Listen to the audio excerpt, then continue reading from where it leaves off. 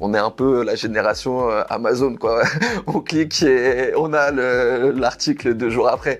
Et donc forcément, ça se ressent aussi dans nos habitudes, mais pas seulement. Dans un contexte économique comme le nôtre aujourd'hui, ouais, il faut faire preuve de réactivité, c'est important, et il faut savoir prendre les décisions assez rapidement. Ok, ouais.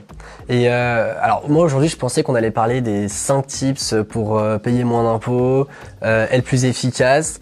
On a préparé un peu l'appel, on s'est appelé il y a quelques jours. Tu m'as dit que c'était carrément chiant comme sujet. Je suis hyper intéressé d'avoir ton retour sur ça, du coup.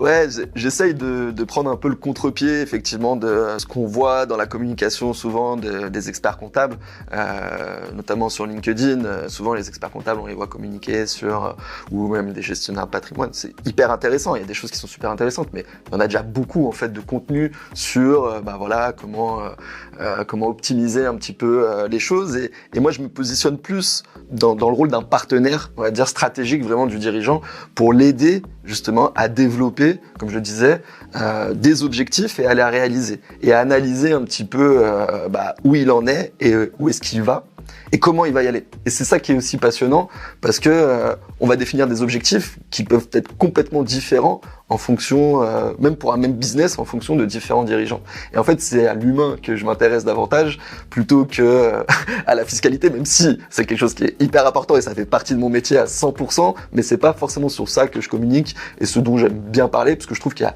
énormément de contenu, très bon contenu déjà sur le sujet.